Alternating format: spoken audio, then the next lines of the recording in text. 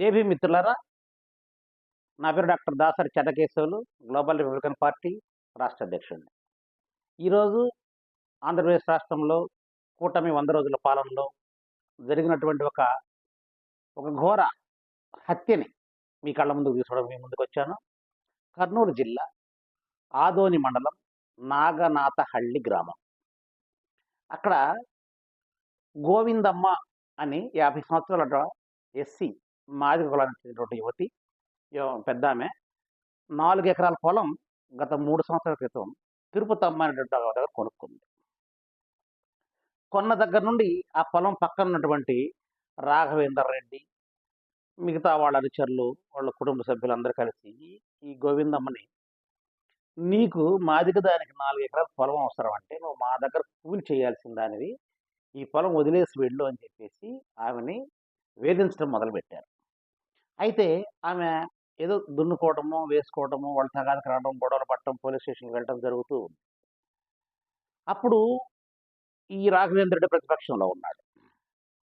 So ఈ 100 రోజుల పరిపాలనలో 100 రోజుల క్రితం రాఘవేంద్ర రెడ్డి గారి పార్టీ అధికారంలోకి వచ్చిన వెంటనే ఏమైనా సరే ఈ 4 ఎకరాల పొలాన్ని మనం అడ్డగించుకుందాం అని చెప్పేసి డిసైడ్ చేసుకొని మొన్న ఈ మధ్య లాస్ట్ మంత్ మొన్న 21 ప్రాంతంలో పోయిన 21 ప్రాంతంలో రాఘవేంద్ర రెడ్డి వాళ్ళ కొడుకు ఇంకా కొంతమంది సొకాళ్ళు మేము అగ్రకులాలకు చెప్పుకుంటూ దోపిడీ వర్ణాలకు చెందిన వాళ్ళందరూ వచ్చి ఈ 4 ఎకరాల పొలాన్ని దున్నటం మొదలుపెట్టారు. ఈ విషయం వాళ్ళు వీళ్ళు కలిసి ఈ గోవిందమ్మకు చెప్పారు. గోవిందమ్మ, నీ పొలం రాఘవేంద్ర రెడ్డి దున్నేస్తున్నాడమ్మా అని చెప్పారు. గోవిందమ్మ వాళ్ళ కొడుకు పల్లెల నుంచి, మాదిగపల్లెల నుంచి, మాలపల్లెల నుంచి కొందరు యువకులు అయితేనేమో ఒక టీమ్గా వచ్చి పరిగెత్తుకుంటూ వచ్చి ఆ పొలానికి అడ్డం పడ్డారు. అయ్యా, నేను తిరుపతమ్మ దగ్గర కొనుక్కున్న పొలం ఇది, ఇదేం నాకు గవర్నమెంట్ ఇచ్చిన డీకే పట్టా కాదు, నేను స్వయంగా కొనుక్కున్న పొలం, నా పొలాన్ని మీరు దున్నటానికి మీకు ఏం హక్కులు ఉన్నాయి, ఇదిగో నా పొలం పట్టాదారు పాస్ వస్తుంది, ఇదిగో నా పొలం బీ ఫారం, ఇదిగో 1B ఇదిగో అని చెప్పేసి చూపించడానికి ప్రయత్నం చేసింది. రాఘవేంద్ర రెడ్డి వాళ్ళ కొడుకు అయితే ఒకే ఒక మాట చెప్పారు. ఆ వచ్చిన వాళ్ళ షెడ్యూల్ క్యాస్ట్ వాళ్ళందరికీ, అరే మాదిగ నా కొడకల్లారా, మాల నా కొడకల్లారా, మీరు మా దగ్గర పని చేయాల్సిన వాళ్ళు, ఇప్పుడు దీనికి గనక ఈ మాదిగ రాజ్యం గనక మీరు ఉన్న అక్కడ జరిగిన ప్రతి వరడం నేను చెప్పాల్సి వస్తుంది, అది బూత్ అయినా తప్పదు, అన్పార్లమెంట్ అయినా కూడా. ఈ మాదిగ రాజ్యం గనక మీరు గనక అడ్డం ఉంటే మీకు ఇక నుంచి పనుల్లోకి రానియము, మిమ్మల్ని మేము ఎక్కడికి పిలవము, మా గ్రామంలో అడుగు కూడా పెట్టడానికి లేకుండా విలేస్తాం, లంచాలు పోతారా పోరా అని చెప్పేసి వాళ్ళందరినీ దూరంగా పెట్టడం జరిగింది. దూరంగా పెట్టి రాఘవేంద్రుడు అనేవాడు వాళ్ళ కొడుకుని విసిరే ట్రాక్టర్కి దున్నరా, అదేం పిక్కుంటుందో చూద్దామరా అని చెప్పేసి ఆయన వాళ్ళ కొడుకు హుకుం జారీ చేయటం, వాళ్ళ కొడుకు ఒక్క ఉదుటున ట్రాక్టర్ ఎక్కేసి వాడు అంగమ్మ శివాలు ఎత్తినట్టుగా ట్రాక్టర్ ఈయన పానేయడం మొదలు పెట్టేసరికి కొంత దూరం పోయేసరికి వాళ్ళు ఒడ్డుకు వచ్చినప్పుడు ఆమె వాళ్ళ కొడుకు అడ్డం నిలబడ్డారు. మమ్మల్ని తొక్కిచ్చి మీరు మా మీదుగా తొక్కించిన తర్వాత నువ్వు ట్రాక్టర్ ఎట్ట దున్నుతావు, నా పొలంలో నువ్వు ఎట్ట దున్నుతావు అని చెప్పేసి గోవిందమ్మ ఇట్లా అడ్డంగా నిలబడటం, గోవిందమ్మ నిలబడ్డ తర్వాత గోవిందమ్మ పక్కన వాళ్ళ కొడుకు కూడా నిలబడటం జరిగింది. అక్కడ ఈశ్వర్ రెడ్డి అని ఇంకొక గ్రామంలో ఇదంతా గమనిస్తూ ఉన్నాను, పరిగెత్తుకుంటా పొలం దగ్గరకు వచ్చాడు. రే రాఘవేంద్ర, మంచి పత్తు కాదరా, వాళ్ళు తొక్కిచ్చేది ఎందురా, అడ్డం నిలబడటం నా పొలంలో ఎందుకు వచ్చాదని చెప్పి ఈ ఈశ్వర్ రెడ్డి మాట్లాడే ప్రయత్నం చేశాడు. బహుశా ఈశ్వర్ రెడ్డి వైసీపీ అయి ఉంటాడు, రాఘవేంద్ర రెడ్డి టీడీపీ అయి ఉంటాడు. మాట్లాడే ప్రయత్నంలో ఈశ్వర్ రెడ్డి అట్లా పక్కకి నెట్టేసి రే తొక్కించరాదాన్ని అన్నాడు. వాడు ఒక్కసారిగా ట్రాక్టర్ గోవిందమ్మ మీదకి ఎక్కిచ్చేసాడు. గోవిందమ్మ కింద పడిపోయింది, ట్రాక్టర్ గోవిందమ్మ మీదకి వెళ్ళిపోయింది. గోవిందమ్మ ఒక్కసారి ఎక్కిచ్చేసరికి చచ్చిపోవాలా, పాపం అరుస్తుంది, అయ్యా అయ్యా కాళ్ళు దిగిపోయినా అరుస్తూ ఉంది. వాళ్ళ కొడుకు ట్రాక్టర్కి అడ్డం పడ్డాడు, వాళ్ళ కొడుకును పక్కోళ్ళు లాగేశారు.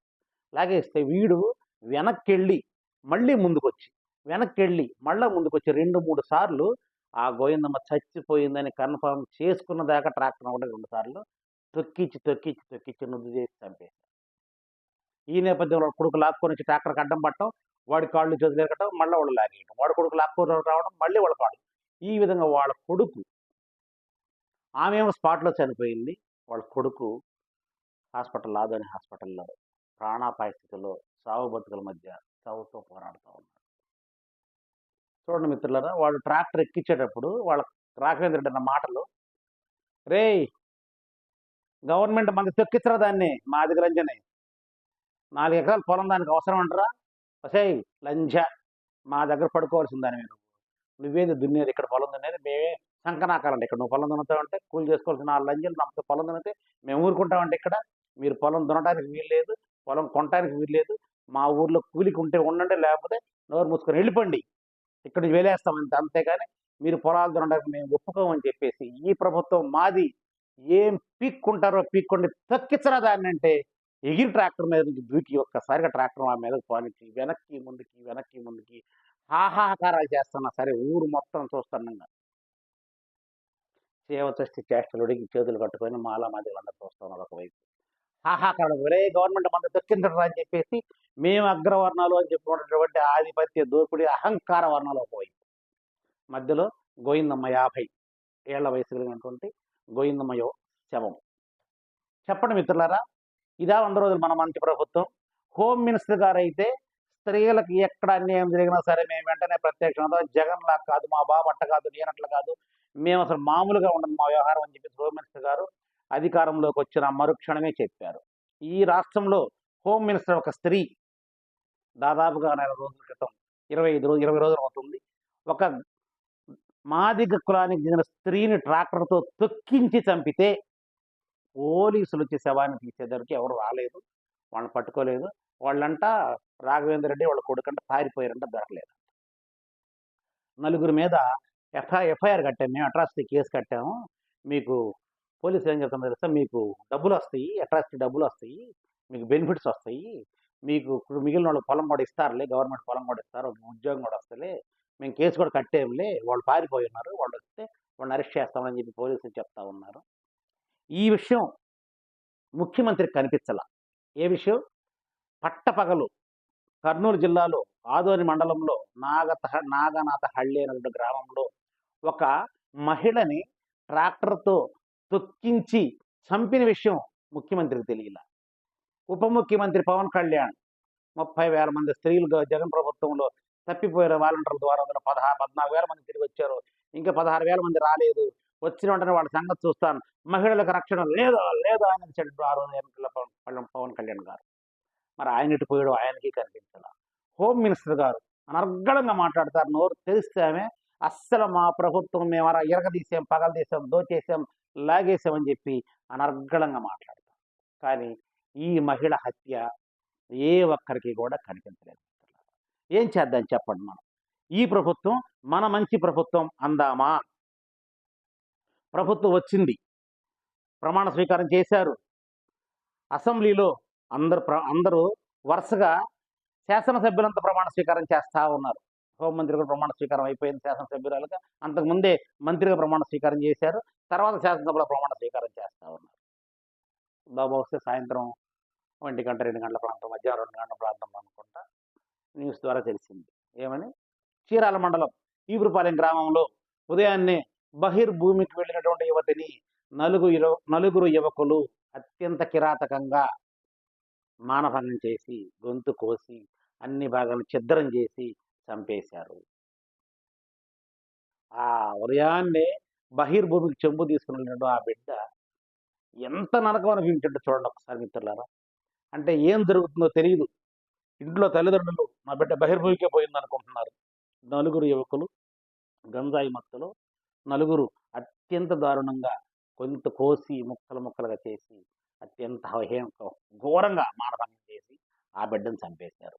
కర్నూలులో ట్రాక్టర్తో తొక్కించి ప్రభుత్వం మందేర ఏం పీక్కుంటారో పీక్కుండ్రా అని చెప్పి చేసిన అధికార హత్య ఒకవైపు అయితే, గంజాయి మత్తులో యువత ఏం చేస్తున్నామో తెలియక ఉదయాన్నే సూర్యుడు కూడా కళ్ళు తెరవక ముందే ఒక 16 ఏళ్ల బాలికని నిర్దాక్షిణ్యంగా మానభంగం చేసి గొంతు కోసి నలుగురు అత్యంత క్రూరంగా, హేయంగా, నీచంగా సభ్య సమాజం తలదించుకునేలా తూర్పున ఈపురపాలెంలో ఒక ఘటన, పడమర నంద్యాలలో ఆదోనిలో ఒక ఘటన. ఈ 2 ఘటనల్లో జరిగినప్పుడు తూర్పున జరిగినటువంటి ఈపురపాలెం ఘటనకి ముఖ్యమంత్రి గారు హుటాహుటిన ఆమెను వెళ్ళమని చెప్పారు. ఎవరిని? హోంమంత్రి గారు, నువ్వు అర్జెంటుగా వెళ్ళు, అక్కడికి వెళ్ళి ఆ పరిస్థితిని చూడు అని చెప్పారు. సో ఆమె అక్కడికి వెళ్ళడం, హడావుడిగా పోవడం, మీకు ప్రభుత్వం అంతా అండగా ఉంటుంది, మీకు ఇబ్బంది ఏం లేదు, మేమంతా చేస్తాం, అది ఇదని చెప్పడం చేసి మసిపూసి మాడగా కేసు కట్టండి, నాకు ఇమీడియట్గా దోషులు అరెస్ట్ చేయండి అని చెప్పారు. ఇంతవరకు దోషులు లేదు, కేసు లేదు, అయిపోయింది. ఆ రోజు వాళ్ళు ఆ బిడ్డను పడేసుకున్నారు, ఏడ్చారు, ఎర్రమట్టినది అయిపోయింది. సో కనీసం అక్కడికి వెళ్ళి కేసు కట్టి రమ్మటానికి హోమ్ మినిస్టర్ గారిని పంపించడం ముఖ్యమంత్రి గారు కడపలో అక్కడ పద్మశాలి యువతి, కడపలో మాదిగా స్త్రీ. ఇక్కడికి హోంమంత్రిని పంపలేకపోయారు, ఉప ముఖ్యమంత్రిని పంపలేకపోయారు, ముఖ్యమంత్రిని పంపించలేకపోయారు. కనీసం ఆ జిల్లా ఎస్పీ గాని, కలెక్టర్ గాని ఈ రోజు కూడా స్పాట్‌కి వెళ్లి ఏం జరిగింది అనలేకపోయారు. అట్రాసిటీ కేసు బుక్ అయితే డీఎస్పీ గారు పోయి ఎంక్వైరీ చేయాలి. ఒక మనిషి నిలువున తొక్కి చంపి అమానవీయ సంఘటన జరిగి అత్యంత ఘోరంగా చచ్చిపోయేటట్టు ట్రాక్టర్ వెనక్కి ముందుకి ఎక్కించి తొక్కి ఘోరంగా హత్య చేస్తే మేము జిల్లా ఎస్పీ, జిల్లా కలెక్టరు వాళ్ళు ఏం చేస్తా ఉంటారండి అక్కడ? కనీసం వచ్చి ఏం జరిగింది ఇక్కడ ఈ ఊర్లో, కనీసం ఒక పోలీస్ పికెటింగ్ అన్న ఆ పల్లెకి పెడదాం. ఆ పల్లె ఇప్పటికీ కూడా భయభ్రాంతులకు గురవుతుంది. ఎప్పుడు ఎవరు వచ్చి మా మీద పడతారో, ఎవరు ట్రాక్టర్లు వేసుకొని వచ్చి మమ్మల్ని చంపుతారో అని చెప్పేసి ఈ రోజు కూడా నాగనాథహళ్ళి అనేటువంటి గ్రామంలో మాదిగపల్లి, మాలపల్లి నిద్రలేని రాత్రులు గడుపుతా ఉన్నాయి. పద్మశాలి బిడ్డకి న్యాయం చేశారు కదా ముఖ్యమంత్రి గారు, మరి ఈ మాదిగ బిడ్డకి ఎందుకు న్యాయం చేయలేకపోయారు ముఖ్యమంత్రి గారు? నాకు అర్థం కావట్లేదు.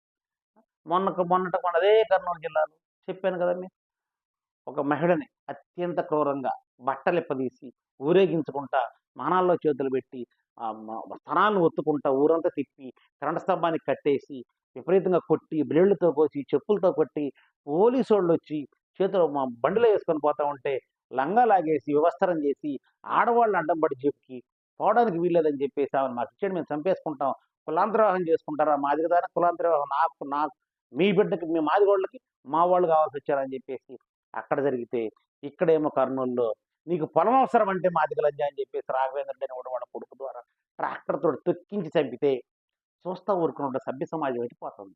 ప్రభుత్వం ఏం చేస్తుంది? ప్రజాప్రతినిధులు ఏం చేస్తున్నారు? అక్కడ ఎమ్మెల్యే ఏం చేస్తున్నారు? హోమ్ మినిస్టర్ ఏం చేస్తున్నాడు? సాంఘిక సంక్షేమ శాఖ మంత్రి అని ఒకరు ఉంటారు. ఎక్కడ ఎస్సీలకి జరిగినా, ఏ అన్యాయం జరిగినా సరే వెంటనే ఆయన ప్రత్యక్షమై అక్కడ న్యాయం చేసిన బాధ్యత ఆయనకుంది. ఆయనటి పోయాడు. ఏం జరుగుతుంది ఆ రాష్ట్ర ప్రభుత్వం? ఏం జరుగుతుంది ఆంధ్రప్రదేశ్లో? ఆంధ్రప్రదేశ్ మరో మణిపూర్ కానుందా? అంటే ఇది సంకేతమా? మణిపూర్ కానుంది అనే దానికి సంకేతమా? మణిపూర్ అవ్వడానికి కావలసినటువంటి స్టెప్స్ తయారు చేసుకొని ఆ స్ట్రాటజీ మెయింటైన్ చేస్తూ హిందూయిజం పేరుతో మిగిలిన మతాలను రెచ్చగొట్టి, హిందువులను రెచ్చగొట్టి, మత కల్లోలు రేపించి మరో మణిపూర్ చేద్దామన్నటువంటి ప్రయత్నంలో భాగమా పవన్ కళ్యాణ్ గారు మాటలైతేనే, ముఖ్యమంత్రి గారు మాటలైతే, తిరుపతి లడ్డు అయితేనే ఉందో, నెయ్యి అయితేనే, అందులో కొవ్వు అయితేనే, మౌనంగా ఉన్న ప్రధానమంత్రి అయితేనేం, రాష్ట్రపతి అయితేనేం, గవర్నర్ అయితేనేం, పోలీస్ యంత్రాంగం అయితేనేం, ఆంధ్రప్రదేశ్లో ఏం జరుగుతుంది? ఇంత జరుగుతున్నా కూడా సిగ్గు ఎగ్గు లేకుండా ఈ ప్రభుత్వ అధికారులు అయితేనే, మంత్రులు అయితేనే, ఎమ్మెల్యేలు అయితేనే ఇది మంచి ప్రభుత్వం, మన ప్రభుత్వం 100 రోజులు జరుపుకున్నామని చెప్పేసి ఇళ్ళకి స్టిక్కర్లు ఏ విధంగా అంటించగలుగుతున్నారు? అంటించుకునే వాళ్ళు అంటే భయపడి అంటించుకుంటున్నారు. మీకు కనీసం మీ ప్రభుత్వంలో జరిగే ఒక అమానవీయమైన సంఘటన, మర్డర్, ట్రాక్టర్తో తొక్కింది, హత్య పేపర్లు ఘోషించినాయి. ఆంధ్రజ్యోతి, ఈనాడు లాంటి పెద్ద పెద్ద పేపర్లు తప్ప ఆంధ్రపత్రిక, ఆంధ్రప్రభ, అదే ప్రజాశక్తి లాంటి పేపర్లు ఘోషించినాయి. ఆంధ్రజ్యోతి ఛానల్కి ఇవి కానరావు, ఈనాడు ఛానల్కి ఇవి కానరావు, TV5 ఛానల్కి ఇవి కానరావు. వాళ్ళకి ఏం కనపడతాయి అంటే లడ్డు కనపడుద్ది, లడ్డులో ఏం కనిపించారో ఏం కనిపించలేదో అదే వార్తలు. పవన్ కళ్యాణ్ గారు స్పీచెస్ కనపడతాయి, పవన్ కళ్యాణ్ మెట్లు ఎక్కడం కనిపిస్తాయి, పవన్ కళ్యాణ్ మెట్లు ఎక్కడం కనిపిస్తాయి, వేగంగా ఎక్కుతున్న పవన్ కళ్యాణ్, బుసకొడుతున్న పవన్ కళ్యాణ్, ఇవి వస్తాయే కానీ అమానవీయ సంఘటనలు జరిగి షెడ్యూల్డ్ క్యాస్ట్ వాళ్ళని మనుషులుగా చూడకుండా ముఖ్యమంత్రి చంద్రబాబు నాయుడు గారు మీకు వచ్చిన 10% ఓటింగ్, పోయినసారి మీకు 39% వచ్చింది, ఈసారి 50% వచ్చింది, 11% ఓటింగ్. ఆ 11% ఓటింగ్లో 9% ఓటింగ్ మాలా మాదిగలు మీకు వేసి గెలిపించారు. ఈరోజు మీరు వాళ్ళ మీద దాడులు చేస్తూ ఉన్నారు. ఈరోజు వాళ్ళ మీద చేస్తున్నారు, రేపు ఏం చేస్తారు? బీసీల మీద చేస్తారు, తర్వాత ముస్లిమ్స్ మీద చేస్తారు, తర్వాత మేము అగ్రకులని చెప్పుకునే పాపం కమ్మారెడ్డి ఉన్న పేదవాళ్ళ వాళ్ళ మీద కూడా మీరు దాడి చేస్తారు. అంటే పేదరికం అంటే మీకు చులకనగా ఏర్పడింది మీ ప్రభుత్వానికి. 100 రోజులు మన మంచి ప్రభుత్వం అని చెప్పుకున్నట్టు ఈ ప్రభుత్వంలో జరిగిన ఈ సంఘటనల్ని ఒక్కసారి మీ దృష్టికి తీసుకొచ్చి ప్రజల్ని చైతన్యపరిచి ఈ ప్రభుత్వంలో ఏం జరుగుతుందో పిన్ టు పిన్ ప్రజలకు చెప్పి ఈసారైనా వచ్చే సార్వత్రిక ఎన్నికల్లో ప్రజాప్రతినిధులను పంపిద్దాం చట్టసభలకి. అప్పుడు మాత్రమే సామాన్యుడికి రాజ్యాంగ ఫలాలు అందుతాయి, సామాన్యుడికి న్యాయం జరుగుతుంది, భూ పంపిణీ జరుగుతుంది, ప్రతి సంక్షేమ పథకం పేదవాడికి అందుతుంది. ఇటువంటి రాజకీయ హత్యలు, అధికార మతంతో అధికారం కళ్ళకడ్డం పడి ఖండకావరంతో చంపేట హత్యలు, ఆడపిల్లని అమానవీయంగా చంపే హత్యలు ఆగిపోతాయి మిత్రులారా. కాబట్టి ఇది ఎందుకు చేస్తున్నా? నా ప్రయత్నం ఏంటంటే మిమ్మల్ని చైతన్యపరచడం, ఈ జరిగే అమానవీయ సంఘటనలు తీసుకురావడమే నా యొక్క ధ్యేయం, అంతకంటే వేరే ఉద్దేశం లేని మిత్రులారా. ఇది ఈ 100 రోజుల్లో సాధించినటువంటి మరొక ఘనత. నెక్స్ట్ ఈసారి ఎపిసోడ్‌లో ముక్కు పచ్చలారని పసిబిడ్డలు 9 సంవత్సరాలు, 6 సంవత్సరాల పసిబిడ్డని ఎవరు తీసుకున్నారో తెలీదు. ఎందుకు చంపుతున్నారో తెలీదు. ఎక్కడ వేస్తున్నారో తెలీదు. కనీసం శవాన్ని తెచ్చేయండి అయ్యా అని చెప్పేసి తల్లిదండ్రులు ప్రభుత్వాన్ని వేడుకునే పరిస్థితులు ఎలా ఉన్నాయో ఈసారి వీడియోలో చూపిస్తాను మిత్రులారా. ఇది మన 100 రోజుల ప్రభుత్వంలో ప్రగతిలో భాగంగా మూడవది మిత్రులారా. నెక్స్ట్ వీడియో కోసం వెయిట్ చేస్తూ ఉండండి. దీన్ని ప్రతి ఒక్కరికి చేరవేయండి. ఛానల్ని ప్రతి ఒక్కరు సబ్స్క్రైబ్ చేయండి. దయచేసి రాష్ట్రం అంతా ఇది తెలిసేలాగా ఒక్క ప్రయత్నం చేయండి మిత్రులు. నా ప్రయత్నానికి మీ ప్రయత్నం తోడైతే అందరికి విషయం తెలిస్తే ఈ ప్రభుత్వాల పతనం అవడం ఖాయం. ప్రజల ప్రభుత్వం ఏర్పడటం నిర్బంధంగా జరుగుతుంది మిత్రులారా. జై భీమ్, వర్ధిల్లాలి భారత రాజ్యాంగం.